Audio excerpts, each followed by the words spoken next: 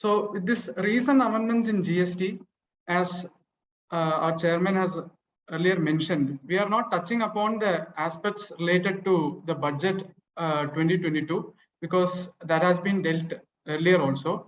If time permits, we can discuss any points only if the time permits. With this today's session, the agenda is mainly on 4 areas which has undergone change from 1st January 2022. The first one is related to taxation of the clubs and association. This is a very important change in the sense that the government has introduced retrospective taxation. The second one is an evergreen area that is related to input tax credit. There is always a litigation as to how the credit can be taken, whether as per 2A, 2B, whether it is valid or not. All these questions are there. And from 1st January 2022, few amendments have taken place in provisions related to ITC also. The third one is also a very relevant aspect for us. That is in case of detention and confiscation of goods. We know that when goods are transported, especially the value exceeds 50,000 rupees, it is supposed to be accompanied by an e-way bill.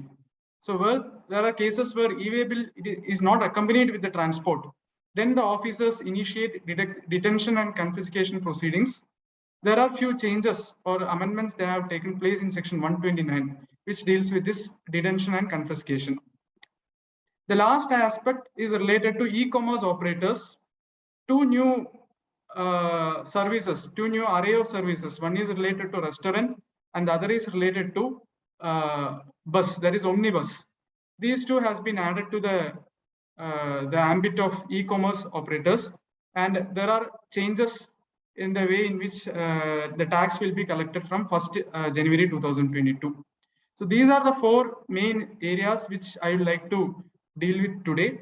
So with this available 2 hours time, we'll try to give maximum justice to each topic, and I would like to answer the questions related to, not rather answer the questions, we'll have a brainstorming at the end of each topic, so that just for 5 minutes, so that when we move on to the next topic, we can fully move on to that topic. So this brief introduction, and straight away going on to the taxation of clubs and associations. So as we all know that the peculiarity of clubs and association is that it is a mutual concern. By mutual concern, we know that there is no business motive or there is no profit motive in these clubs or associations. They are mainly entities which are floated for the benefits of the members. So in this association or in these clubs, various services are provided to its members, and for which membership fee or annual subscription is collected from the members. So this taxation of clubs and association has been a contentious issues both under direct tax, that is under income tax, as well as in GST also. In the erstwhile regime also, that is when there was VAT and service tax, also there were a lot of litigation in this area. So now from first, that is, it is a retrospective amendment which came into effect on 1st January 2022, but its operation starts from 1/7/2017, that is from the inception of GST. So from now, things are very clear, as the intention of the government, which was earlier also there, it is now fulfilled by way of this amendment, by way of this retrospective amendment. So to give a brief background of the amendment, let us see what was the position before GST was introduced. So the first jurisprudence related to this clubs and associations can be traced back to an old English case called Graff versus Evans. In Graff versus Evans, the question before the House of Lords was whether liquor supplied to members of the club would amount to sale to the members. Therein, the House of Lords answered the question saying that there is no separate existence of club, and the members and the club is one and the same, and therefore there is no sale taking place, and therefore they are not liable for liquor licensing. This was the earliest case related to the principle of mutuality. In this case, the principle of doctrine of mutuality was evolved. Later in various English cases also, this mutuality concept was upheld, and it also traveled to Indian cases also. In India also, in various cases, the mutuality concept was upheld by the courts. It was until 1962, that is in the Enfield India case. In this Enfield India case, the Supreme Court, that is three-judge bench of the Supreme Court, distinguished the Graf versus Evans case and held that Graf versus Evans was on a different footing. That was not on taxation principles, that was on general law, and hence that cannot be, the principle of mutuality cannot be taken into taxation. And it held that the activities of the club or association was taxable. Later in 1970, Young Men Indian Association, in that six-judge bench of the Supreme Court, they overruled the Enfield India case.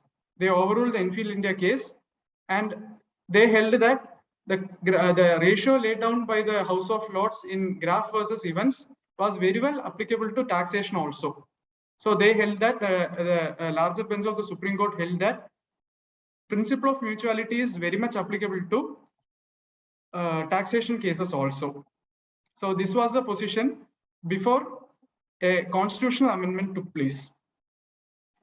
In 1982, a constitution amendment was introduced wherein a new clause was inserted, that is clause number 29A to the article 366, which is a definition clause. So the article 366 clause 29A reads as tax on sale or purchase of goods. Then one of the entry was a tax on supply of goods by an unincorporated association or body of persons to the members on deferred payment or other valuable consideration. So the intention behind the constitutional amendment was to bring within the ambit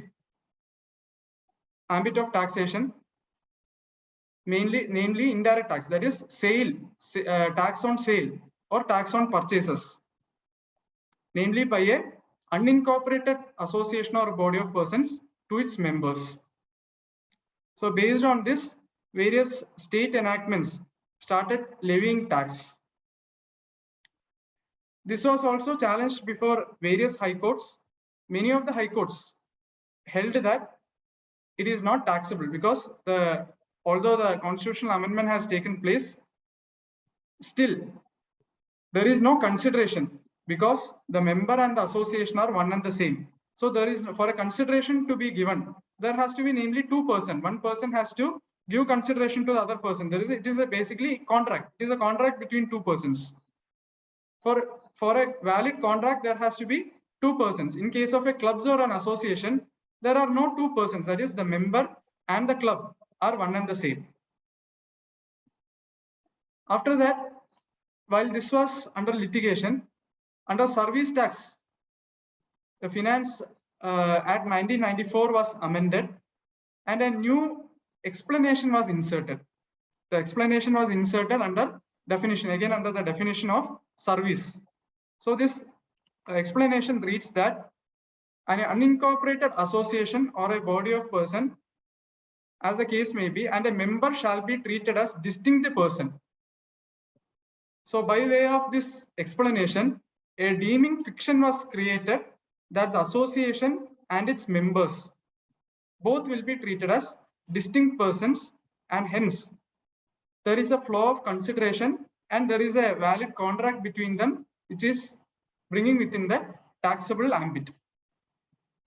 Now these cases accumulated before the high courts and finally it went before the Supreme Court.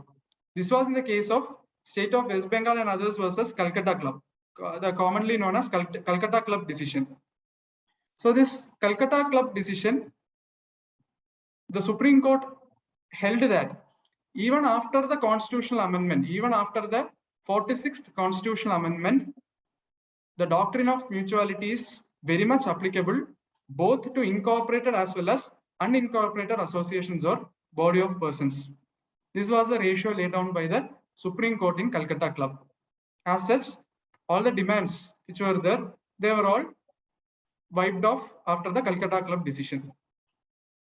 Now, this was the position of law up to the introduction of GST. Now, before 1/1/2022, what was the position under GST? In my personal opinion, at the time of inception of GST, the legislature had the intention to tax clubs and associations. There were mechanisms under the Act to levy tax also, but the problem was that there was some glitches, or there was some legal glitches, legal difficulties. So this amendment, which has came from 1/1/2022, it is only a removal of these difficulties to fulfill the intention which was there at 1/7/2017 itself. That is why this amendment has come as a retrospective amendment. So why I feel that the intention of the legislature was to tax clubs and association right from the beginning. It can be seen from the following provisions. We all know that the charging section is section 7. That is the scope of supply is in section 7. That is, it is a wide section, wide section of wide import, which covers all types of transactions: sale, exchange, barter, license, lease, rental, disposal. And the only condition, or the two conditions, are that it should be for a consideration and it should be in the course or furtherance of business. If these two conditions are satisfied, all kinds of transactions can be brought within the ambit of supply. Now, if you see the definition of business under section 2, subsection 17, this provision was there right from 1/7/2017. Under the definition of business, clause E specifically states that provision by a club, association, society, or any other body for a subscription or any other consideration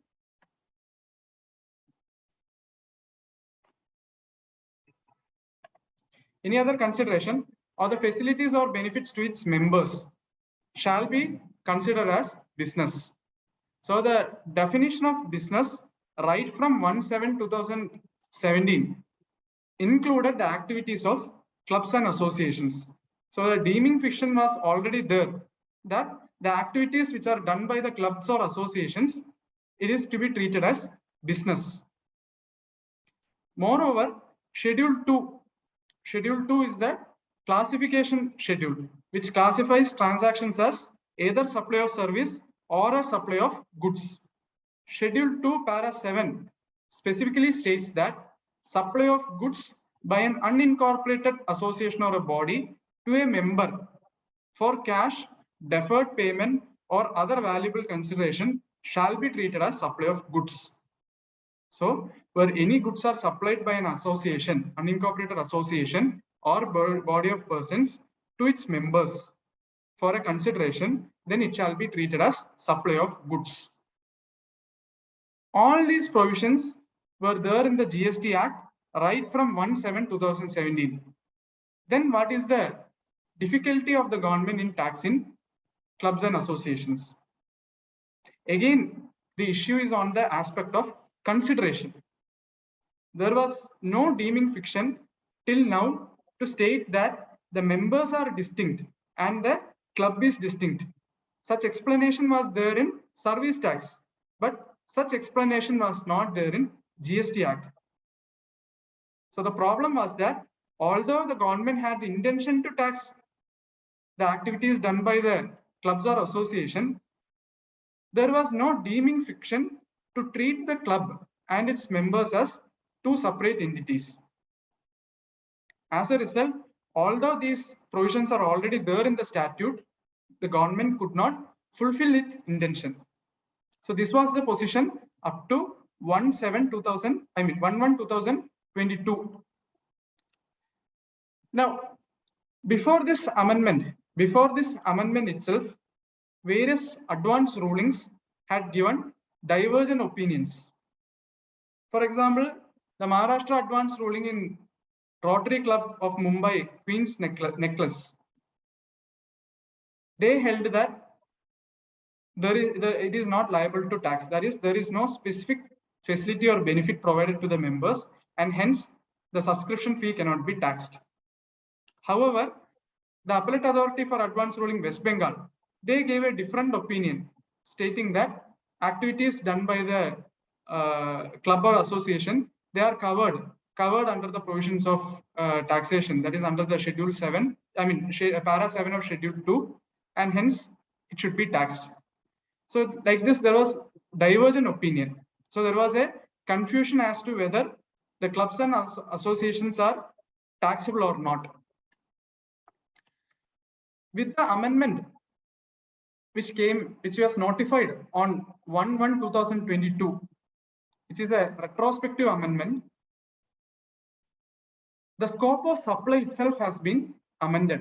It has been made more explicit than ever that supply includes activities or transactions by a person other than an individual to its members or constituents or vice versa for cash, deferred payment, or other valuable consideration.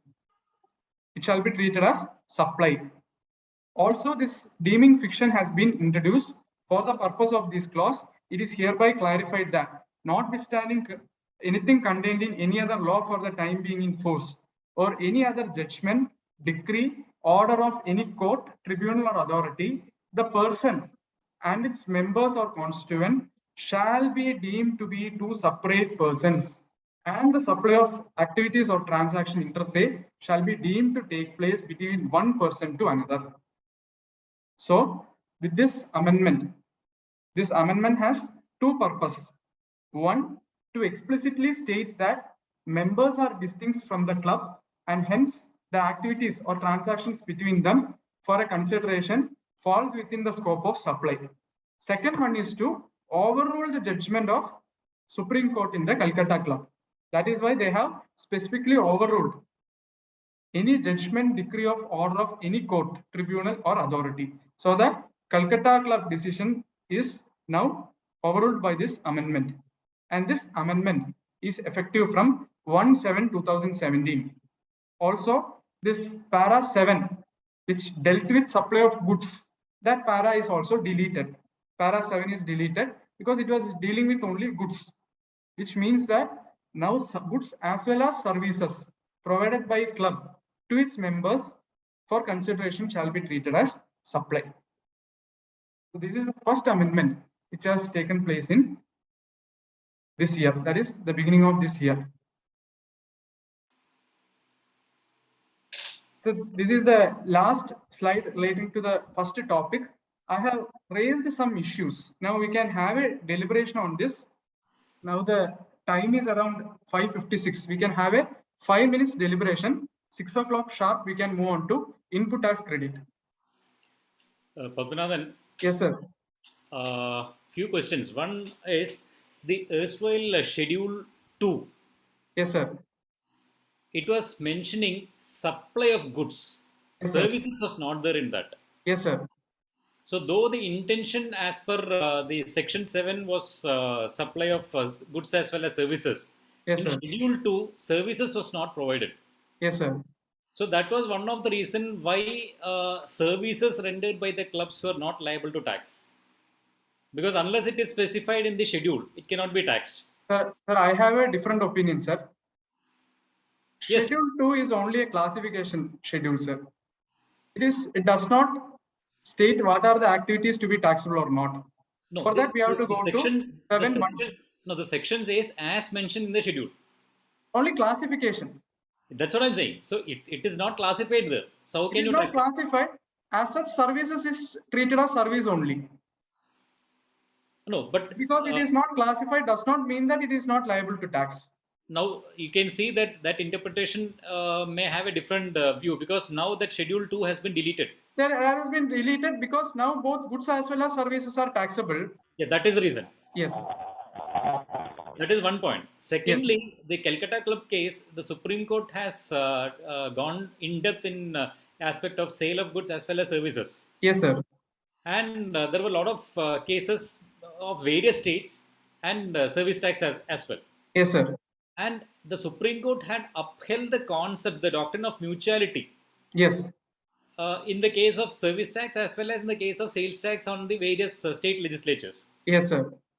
Now, there were explicit provision, as you rightly mentioned, in the Service Tax Act to treat the member and the club as distinct individuals. I mean, Yes, sir. distinct persons, not individuals, distinct persons. Yes. And accordingly, they had levied service tax. Yes, sir. Now, the Supreme Court has said that that is not right because there is a doctrine of mutuality, it is one and the same. Even if Yes. you say it is not, if it is just, even if you say that it is distinct person, still Yes. the doctrine of mutuality will hold good. Yes. Even after the 46th Amendment to the Constitution. Yes, sir. So, will that mean the same will apply even in the GST scenario? Because it is almost same amendment which has been brought in the GST Act also. Sir, the intention of the government is very clear that they want to tax this. Now intention is fine. See, intention was even there in service tax case also. Even yes. in the various sales tax also, the intention was there. Yes, sir. But here the question is, who is more supreme? Whether the judiciary is supreme or the legislature is supreme. Here the legislature has came out with a specific amendment to overrule this Calcutta Club decision. But that's it. Taking that into consideration, can we now say that still Calcutta Club will save us? No, my opinion, point is my point is it won't. no, my point is even before GST also the Service Tax Act had the Service Tax rules or the provisions of the Finance Act 94 had something similar to what is there in the GST currently. Yes. Even that was struck down by the Supreme Court. Now we have to take this. We have to challenge this amendment again before the Supreme Court. Correct. That is exactly. See, that is the point. My point of contention is yes. Even if they bring out this amendment, yes, will it stand the test of law? Because may not stand the test of law because the findings of the Calcutta Court decision is based on the doctrine of mutuality. Yes, and that has not been addressed in this. For yes. that, I think there should be a constitutional amendment. Yes. Without a constitutional amendment, even if they make any amendment to any act, it may not stand the test of law. It may not stand the test of law. Not only that, even in service tax, there was an explicit provision which says that the member and clubs are separate. Correct. And that was also the point. read down by the Supreme Court. Correct. Now, this amendment again has to be challenged before the Supreme Court, and Correct. Supreme Court has to come out with a judgment which is striking down this amendment. Correct. Only then we can take a safe position that the clubs are not liable to GST. Correct. Until then, what are we going to do is the question. Correct. What is the practically what are we going to do is the question. In fact, we have decided to challenge this. Okay. To start, they said to set the ball rolling. Okay. Because we were a party to the Calcutta Club case. Okay. I think there is a good chance that court will again strike down this amendment. But Correct. until then, what is going to be the position is one thing. And supposing that someone does not want to challenge, and suppose someone wants to pay, what are the roadblocks or what are the challenges they are going to face? Not only that, while it is pending before the court, we can expect notices from the department also. Correct. Based on this judgment, we can expect notices requiring us to pay tax, interest, penalty, etc. So, what is the solution to these issues is the question. So, regarding if someone wants to pay the tax now, whether they are liable to pay interest and penalty is one question. Usually, when retrospective amendments are made, the memorandum clause itself, there will be specifically mentioned that there should not be any levy of interest or penalty because the legislative intent is only from a later date to tax something from a older point of time. So in this case, we can see that no such clauses are there in the memorandum. Hence, the department may try to levy interest and penalty also. So in my opinion, there is a Supreme Court case again, Star India.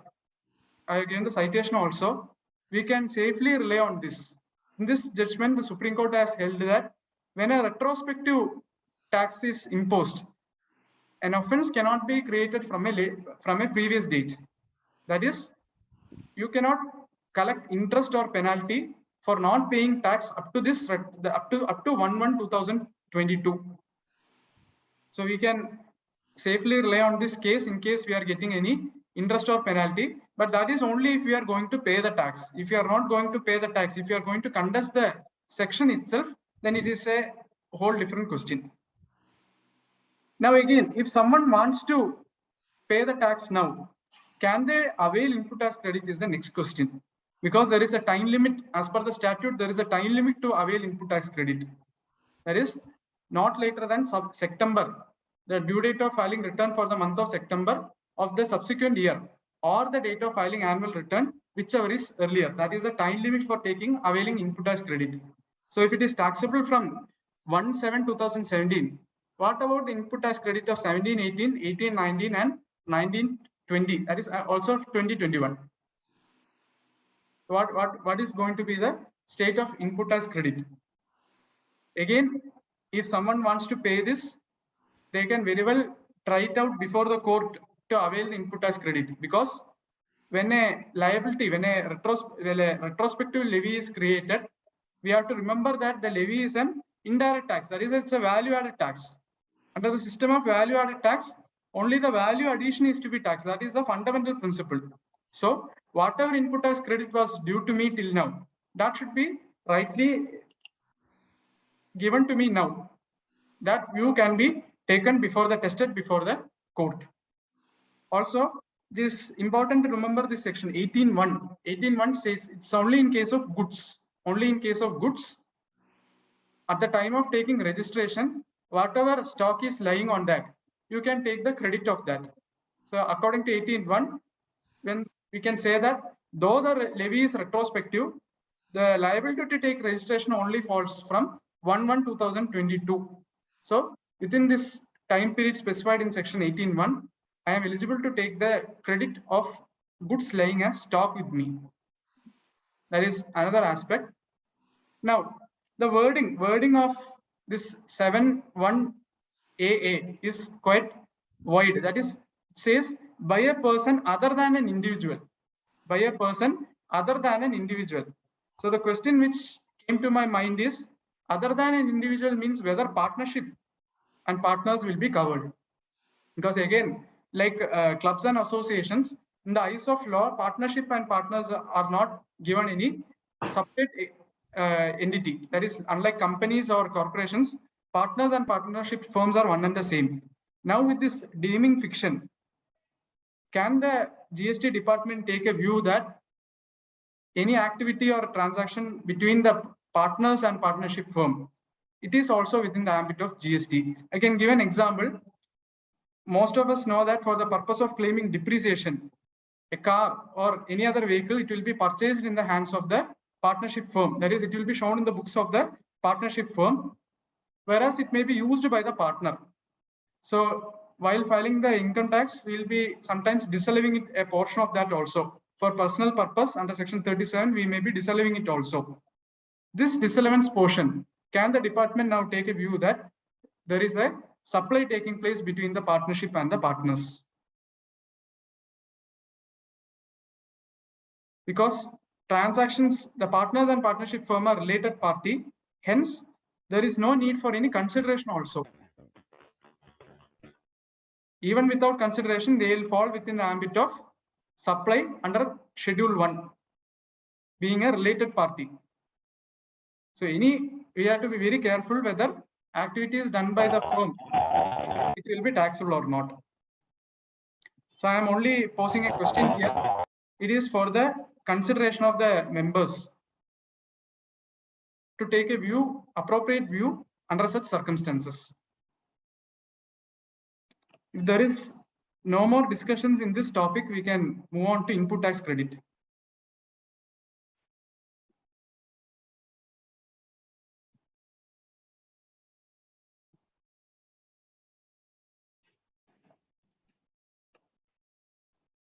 Okay, now we are going to see the changes that are taking place in input tax credit. So in this session, I'll try to give a background right from the inception of GST. What was the provision related to taking input as credit? How that provision has changed over the years, and now with this amendment, what is the government trying to achieve? Also, I like to give a brief note on the amendment that have taken place through the budget also, budget 22 also. Amendments is going to take place through the finance bill also. Let us see the existing provision related to availment of credit.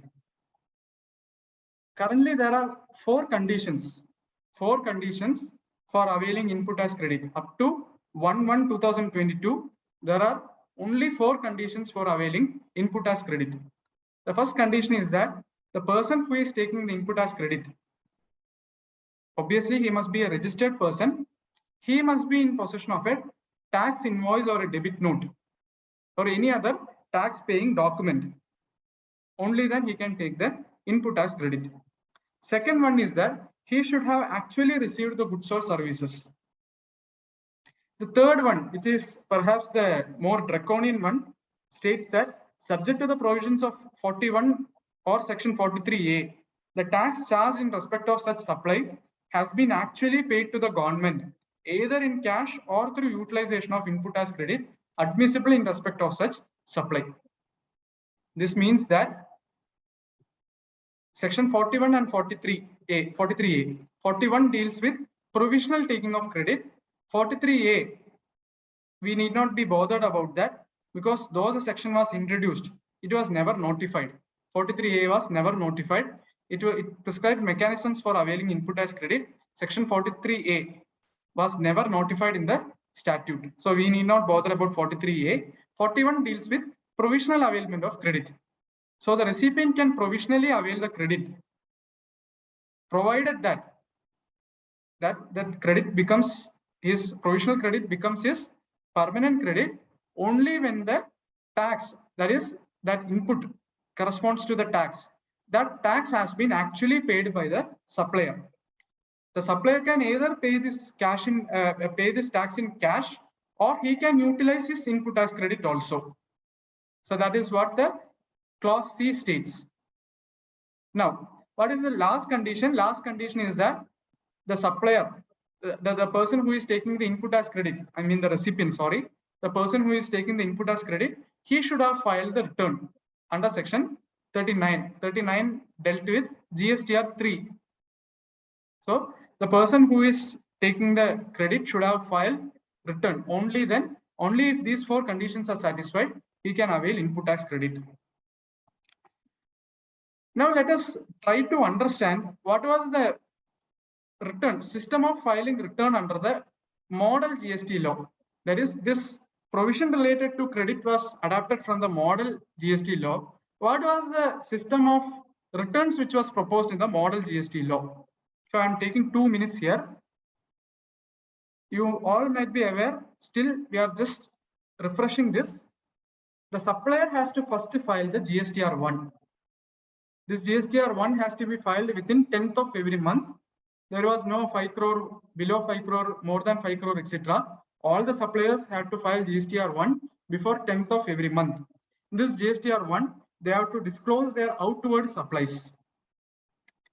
Now this outward supplies, after this return is filed on 10th, on 11th onwards, this outward supply will be reflected in the GSTR 2A of the recipient as is available input tax credit. So the recipient can view, it is only viewing document where he can view all the inward supplies he has received from various suppliers based on the GSTR1 filed by the supplier. Now, within 5 days, that is from 11th to 15th, he has time to make additions, modifications, deletions to the details which are auto-populated in his GSTR 2A. This addition, modification, deletion has to be done in GSTR 2. So the recipient has to file GSTR 2 on or before 15th of every month, wherein apart from what is auto-populated, he can make additions also. This is very important point. He can make additions also. Now this whatever credit he is declaring in GSTR 2, that will enter into his electronic credit ledger and it will go and sit in the electronic credit ledger. Now, whatever additions or deletions or modification he has made, that will again go back to the supplier, and supplier will be given an option to either approve or reject the additions or modifications. If he approves that, then it will modify his GSTR 1, wherein his outward liability will increase. If he rejects that, then it is a different question. If he rejects that, his outward liability will remain the same. But now the recipient, once it is rejected, recipient has to reverse this provisional credit. Along with interest, he has to reverse this credit. This was the original system. And this GSTR 1, whatever outward supply as amended or as added, that will be auto-populated in GSTR 3. And this input tax credit, which you are taking on provisional basis, that will enter into GSTR 3. So GSTR 3 will be auto-populated from GSTR 1 and GSTR 2, which is to be filed on or before 20th of every month. So this was the original system which was envisaged, wherein the recipient was given an option to disclose his own purchases also, or his own inward supplies also. But what was actually implemented? Due to some reasons, which is best known to the government, GSTR 2 and 3 was never implemented. The due dates for GSTR 2 and 3 was kept on extended.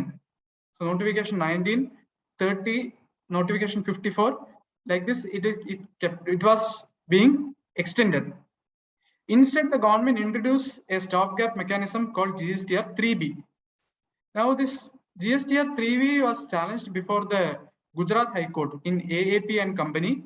It was challenged before the Gujarat High Court that GSTR 3B is not a return. The court also upheld the contentions, saying that GSTR 3B is not a return. Subsequently, an amendment took place in rules to prescribe 3B as a return. So currently, two returns are there, GSTR 1 and GSTR 3B. 3B is also a return now. So this is also a retrospective amendment from 1/7/2017. It is deemed that GSTR 3B is a return. So currently there are only two returns, GSTR 1 and GSTR 3B. Whatever amount it is disclosed by the supplier in GSTR 1, that comes to your GSTR 2A. Now 2B, we will go to that later. Currently it will enter into your GSTR 2A. The supplier does not have any option to make any additions or to modify whatever figures are appearing in the GSTR 2A. That is, the concept of matching has been done away with. There is no matching now. Whatever, it is only a one-way process. Whatever is shown by the supplier will be reflected to the recipient.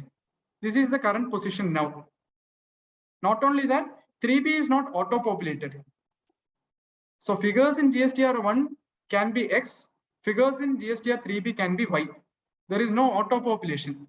Even the credit is taken on a self-assessment basis. So this is the current return system.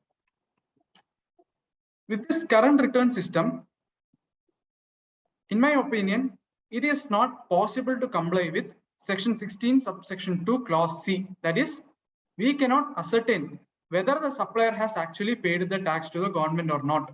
Because in GSTR 1, I can show 10 invoices with 1 lakh rupees each, 10 lakh rupees.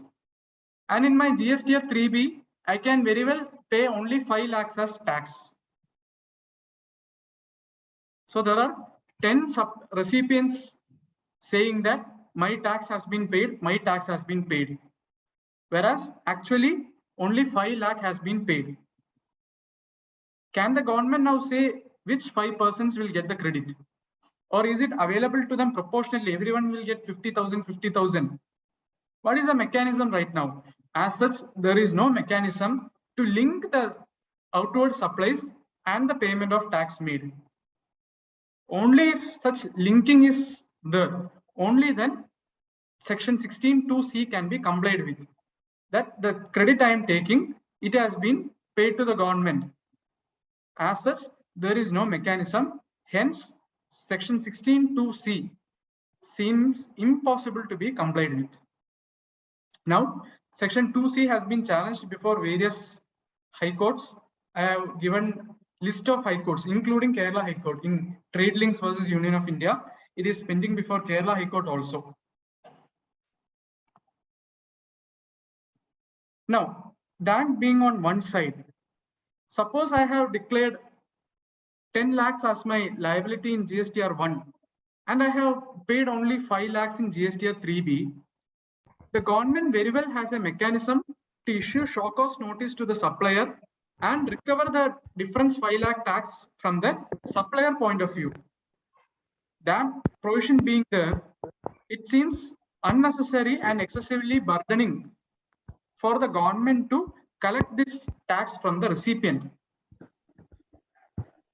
This is another argument which can be taken, because GST being a code by itself, there is recovery proceedings to collect tax from the supplier. Suppose the supplier is not paying taxes which he has declared, it is for the government to do the assessment and collect tax from the supplier rather than to harass the recipient saying that the credit has not been, that the tax which relate to the credit has not been paid. Now, under the previous era, that is under the VAT era, there were few decisions of the Supreme Court as well as various high courts wherein similar sections were struck down. These decisions also I have quoted. This Supreme Court decision, we can always quote before lower authorities, but we cannot quote it before the court of law because it is only a SLP dismissal.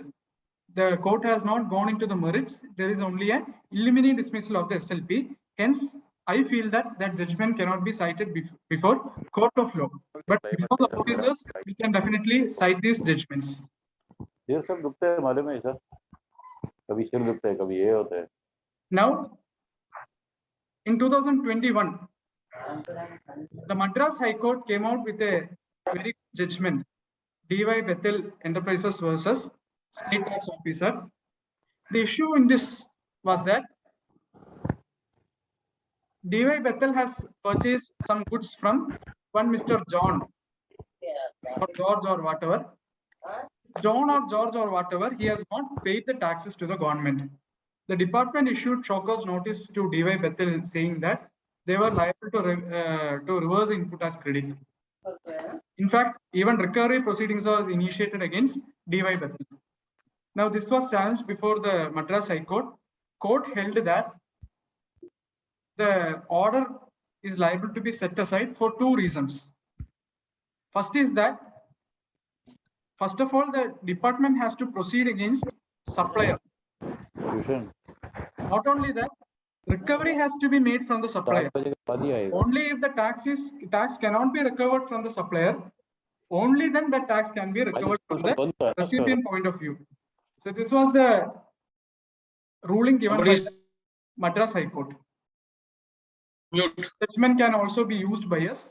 Since there is no other jurisdictional High Court judgment, this DY Bethel case is very well applicable to us also. This can be also cited. So now, what is the position for the notices which you have been receiving, saying that there is a difference between GSTR 2A and GSTR 3B? We know that there are two arguments taken by the department in the notice. First argument is that the credits are not appearing in 2A. Second argument is that the supplier has not paid the taxes and hence you are liable to, you have not fulfilled section 16(2)(c). Hence you are liable to reverse the credit. Against the second ground, as I already mentioned, we can take all the previous help of all the previous judgments I have just mentioned. Now regarding 2A, without any basis, the department is issuing any notice saying that you have to reverse the credit on the basis of difference between the credit taken in 3B and 2A. We can very well say that there is no provision.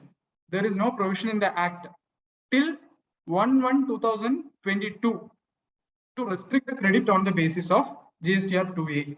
or 2B. Up to 1/1/2022, there is no provision in the Act. Though it may be there in the rules, there is no provision in the Act which says that the credit must be restricted to GSTR 2A.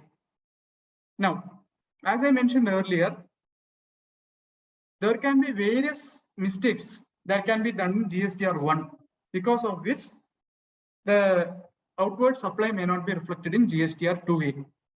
First of all, I could have very well paid the taxes in my GSTR 3B or through DRC 03 challan, but due to some reasons, omission of either because of clerical omission or because of lapse of time, I could not disclose that supply in my GSTR 1.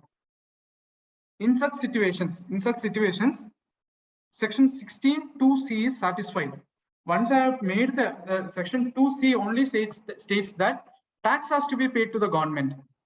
So once I have paid the taxes through 3B or DRC 3, that condition is satisfied.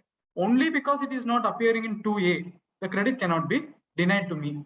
It is very well possible that the figures in GSTR 1 is less than the tax paid in 3B. The next possible reason could be that B2B invoice could have been mistakenly shown as B2C invoice. The supplier might have shown it as B2C invoice instead of B2B invoice. In such situations, this bill will not be auto-populated in GSTR 2A. But the tax thereon has been duly paid in GSTR 3B. That could be another reason. The third possible reason is that he has shown it in B2B, but under a different GST number to someone else. He has shown it as to someone else. In such situation also, the tax would have been actually paid to the government, but it will not auto-populate in my GSTR 2A because it will come and sit in some other person's GSTR 2A. So these are the possible reasons why a particular credit is not appearing in GSTR 2A. Under such circumstances, in my personal opinion, it is very important to get a declaration from the supplier stating that the credit, there was an error or omission in GSTR 1 because of reason 1, 2, or 3, and that tax due has been paid to the government either through 3B or through GSTR, DRC 03.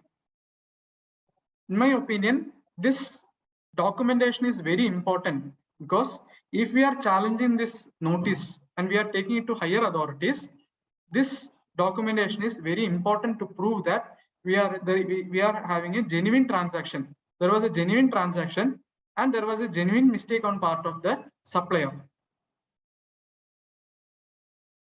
Now, in the reply itself, we can also cite this press release dated 18/10/2018, which states that GSTR 2A is only for taxpayer facilitation. It is not for the purpose of availing the credit, and the demand on the basis of this 2A and 2B is unfounded. So we can rely on this press release also.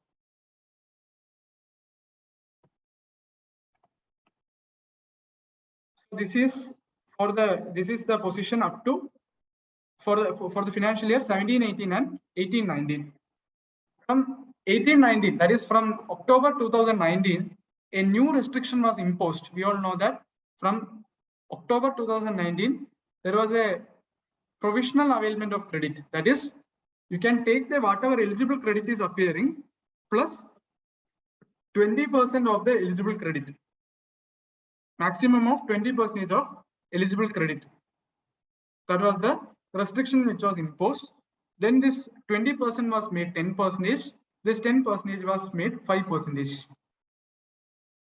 From 1/1/2020, 20 was made to 10, and from 1/1/2021, 10% was made 5%. So eligible credit appearing in GSTR 2A plus 20%, 10% or 5% as the case may be, you can take it provisionally. Provisionally means the current month you can take this amount. Subsequently, it has to be reflected. This is the intention. It was given as in fact, it was given as a concession. So what is the position? Up to 1/1/2022, that is from October 2019 to 1/1/22, whether we can take the full amount. That is, suppose I am having 1 lakh rupees as credit appearing in 2A, and I have 1 lakh credit more, which is not appearing in 2A. Can I take this whole 1 lakh, or should I restrict it to 20%, 10%, or 5% as the case may be? In my opinion, in my humble opinion, you can take this entire 2 lakhs, that is 1 lakh which is appearing in 2A, and the other 1 lakh which is not appearing in 2A, also 100% you can take without this restriction.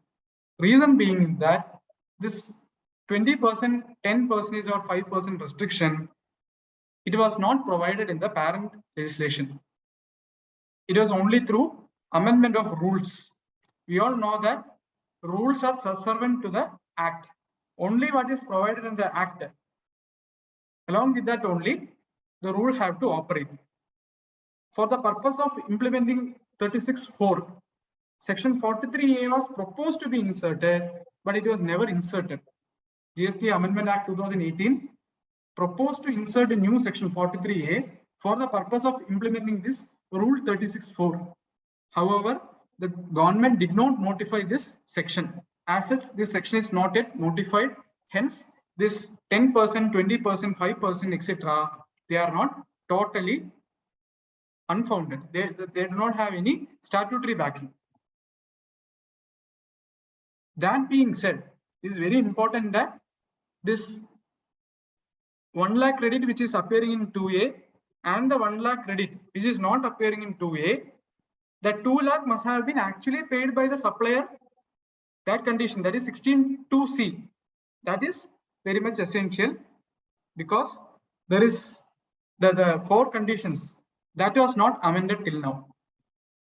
So even for the cases from October 2019 to 1/1/2022, we can get a declaration from the supplier saying that they have actually paid the tax to the government.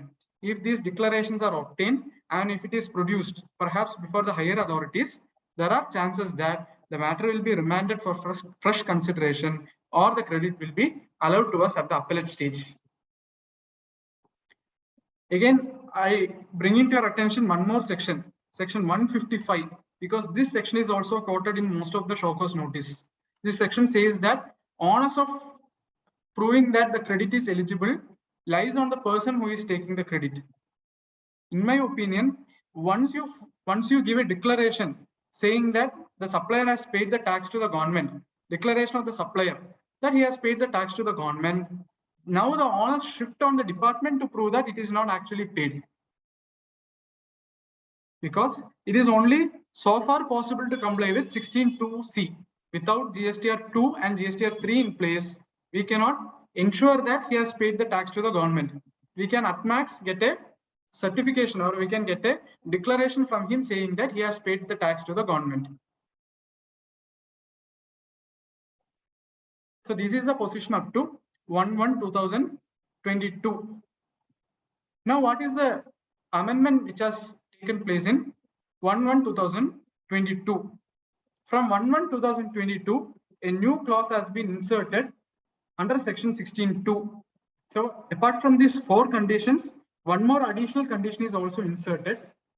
This condition states that the details of invoices or debit note referred to in clause A has been furnished by the supplier in his statement of outward supplies, and such details has been communicated to the recipient of such invoice or debit note in manner specified in section 37. Section 37 deals with the statement of outward supplies, that is GSTR 1. So this new condition states that the whatever invoices you are having, that invoices must be furnished by the supplier in GSTR 1, and it should be communicated to the recipient in GSTR 2A. Only then you are eligible to take the credit. Now, this section acts as a statutory backing to Rule 36(4). So Rule 36(4), now this 20%, 10%, 5%, even that 5% is also removed. So now whatever invoices is appearing in your GSTR 2A, only that you can avail. After this amendment, after 1/1/2022, only those invoices which are appearing in GSTR 2A, only those you can avail. there are few issues to this. First issue is that this 16.2AA and 16.2C, they do not interlink anywhere. That is, I'll give an example. Supplier has declared an invoice for 1 lakh rupees in his GSTR 1. Accordingly, it is auto-populated in my GSTR 2A. That supplier has not paid the taxes. Assume that he has not filed the return, GSTR 3B, he has not paid the taxes. Can the credit now, can I take the credit stating that it is appearing in my 2A? In my opinion, it cannot be, because both conditions has to be satisfied. It has to appear in 2A and it has to be paid to the government. So earlier problem to know whether it has been paid to the government or not still exists in this after this amendment also. That is my first issue. Second issue, suppose I am receiving goods in the month of, suppose I am having an invoice, I am receiving an invoice in the month of March. On March 31st, that invoice, the supplier has raised the invoice. It is appearing in the GSTR 2A for the month of March. I am actually receiving the goods somewhere in April or end of April or May because of transport. There is a delay, I am receiving the goods later. Now in the month in which I am receiving the goods, only then I am actually supposed to avail the credit. In that particular month, the credit will not be there in my GSTR 2B because it has already appeared in the GSTR 2B of previous month. In such circumstances, how will I be in a position to declare this, or can I expect a notice from the department? Then I have to prove that I have only actually received the goods in month of May. This problem is also going to come. This is the second issue. Third issue, let us assume that there is an invoice for 1 lakh rupees. I have received an invoice for 1 lakh rupees. I am taking the credit of that invoice in the month of March, returns for the month of March. Assume that the supplier does not declare it in the month of March. I am taking excess credit in the month of March. Subsequently, in April or May, the supplier is declaring this invoice in his GSTR 1. Accordingly, it is coming to my GSTR 2B for the subsequent month. So for the month of March, there is a negative difference of 1 lakh rupees. For the month of April or May, there is a positive difference of 1 lakh rupees. Now, can the department issue notice for collecting interest for that 1 month or 2 months? That is next issue. The third issue, in my opinion, interest cannot be demanded. Why? Because the liability to pay taxes is primarily on the supplier. Interest has to be demanded from the supplier. Now, if interest is demanded from the supplier, why should I be again liable to pay the interest? That will lead to double, that is collecting interest twice, once from the supplier and another from the recipient. That is wholly against the letter and spirit of the act. So in my opinion, suppose a credit is appearing, I have a bill for the month of March, I have received the goods in March. Then if I take the credit, I take the credit in March, and if it is appearing in 2A or 2B of subsequent month, I am not liable to pay the interest. Interest is collected from the supplier point of view, not from the recipient.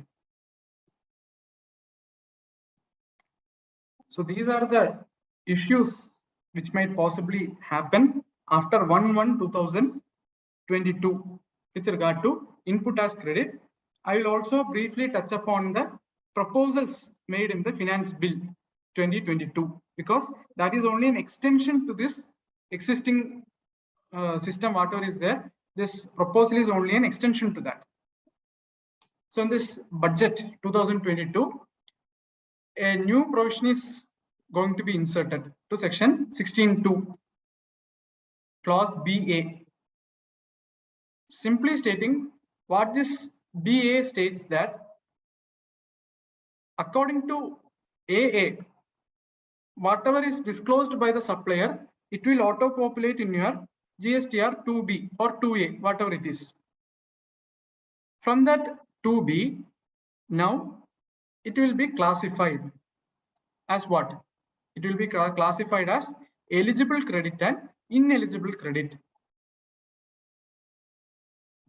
On what basis it will be classified? Whether the supplier has paid the tax or not. If he has shown in GSTR 1, but he has not paid the taxes in GSTR 3B, it will be classified as ineligible credit to the recipient. That is, they are once again trying to bring the matching concept. It is not two-way communication, it is a one-way communication. The government will see whether the supplier has paid the tax or not. If he has not paid the tax, that will be correctly communicated to you saying that the supplier has not paid the tax.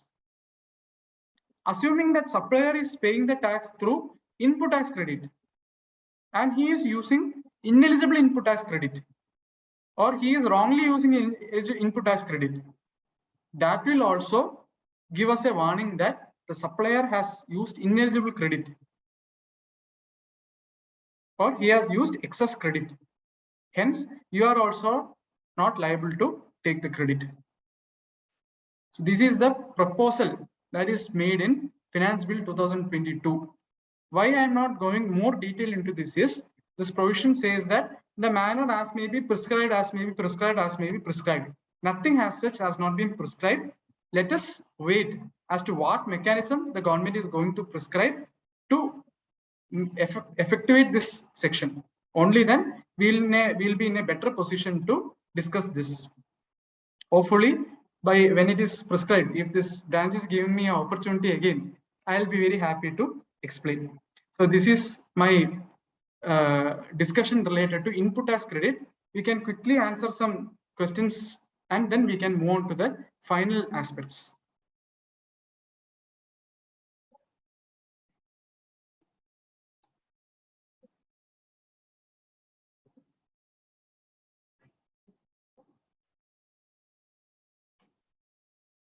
If there is any issues related to input tax credit, we can briefly discuss that and then we can go on to detention and contention of conveyance and goods.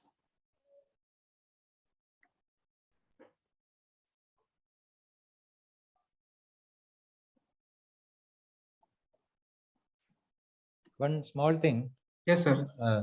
Shivaraman, Yes, sir. that press release, the Yes, sir. last leg, they have mentioned Yes. the same is unfounded as the same exercise can be done thereafter also. Means Yes. something, a small word has been written for the department, for them to get saved.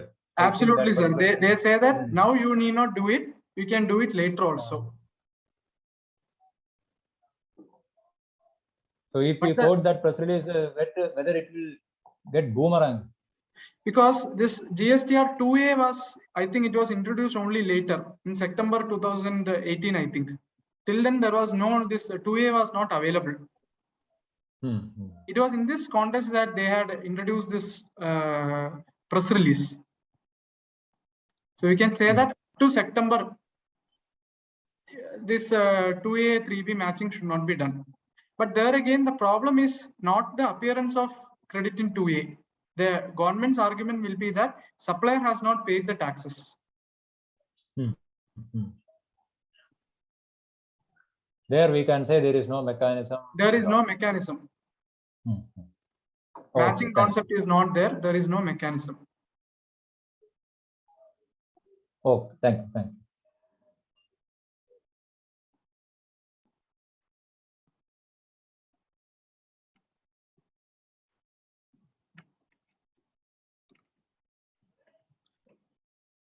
So we can move on to the third part of this session, that is related to detention and confiscation of goods and conveyance. So as I earlier mentioned, we know that when any goods are transported from one place to another, if the value of goods exceeds 50,000 rupees, then it has to be accompanied by an e-way bill.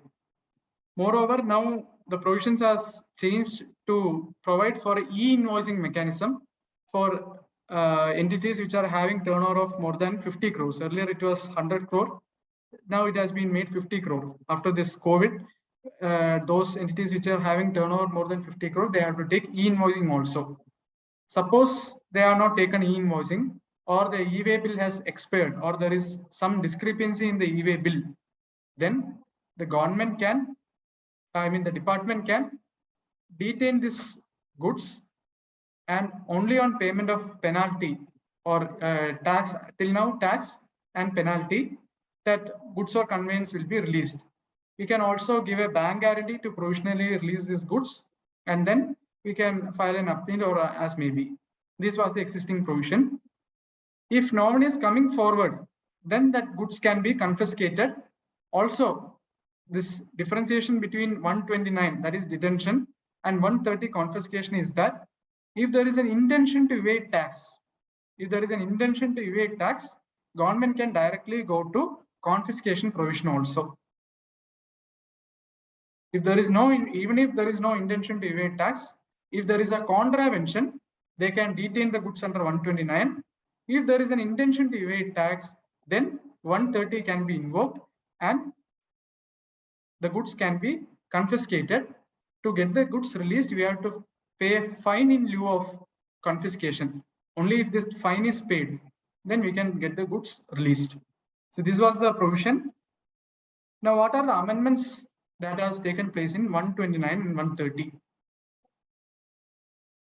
Now, up to 31/12/2021, Section 129 imposed 100% tax and 100% penalty. Suppose I am carrying goods having taxable value of 1 lakh rupees, which is subjected to tax at 18%. Then the government can impose tax of 18,000 and penalty of 18,000. This was the existing provision. Now, no tax can be collected on account of detention of goods. Instead, they can collect 36,000 rupees as penalty itself. No tax can be collected. Tax we have to pay separately, but penalty of 36,000 can be collected. Suppose the goods are exempted goods, then instead of tax, we have to pay an amount equal to 2% of value of goods, or 25,000, whichever is less, that remains same. Again, there is a differentiation when the owner of the goods comes forward and owner of that goods does not come forward.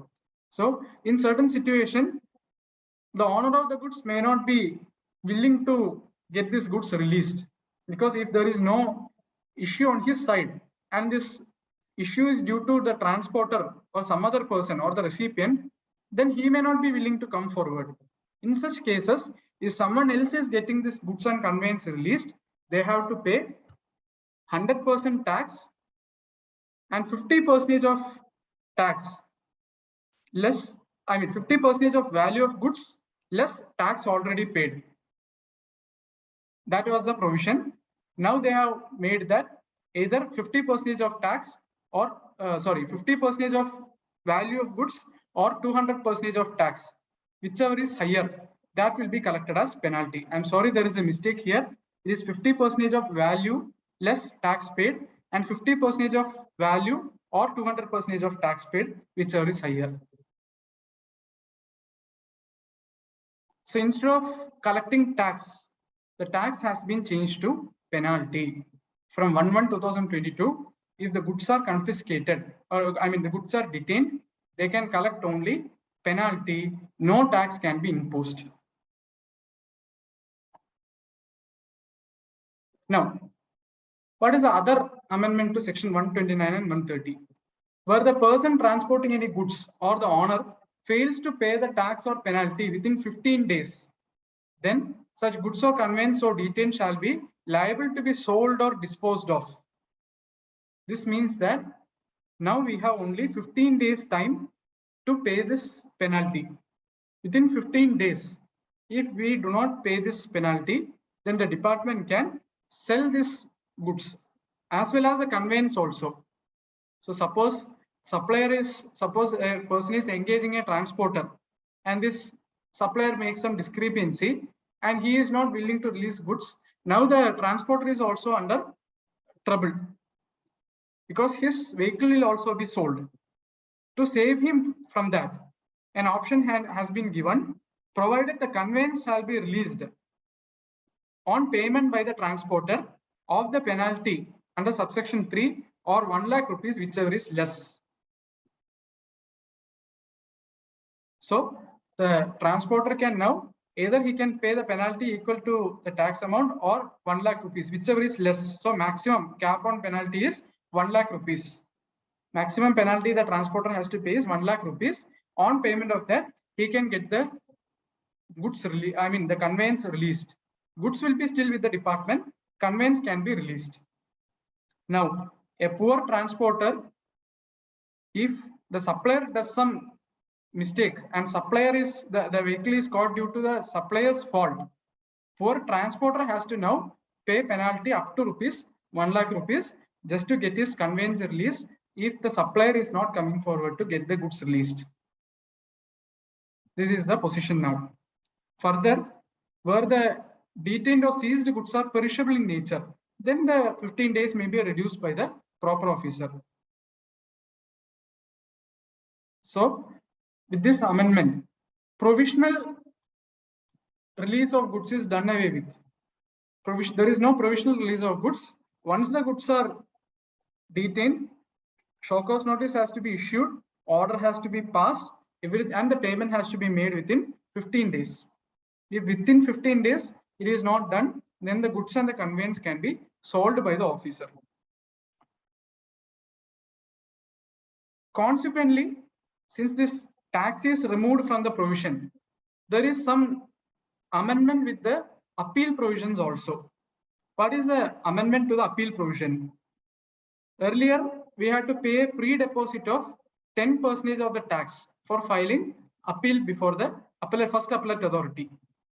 Now, for filing appeal, 25% of the tax has to be paid. So earlier, suppose 16,000 rupees or 18,000 rupees was tax and 18,000 rupees was penalty, we had to pay 1,800 rupees. That is 10% of the tax amount to what? To file an appeal. Now we have to pay 25% of 36,000 rupees for filing the appeal. The provision also says that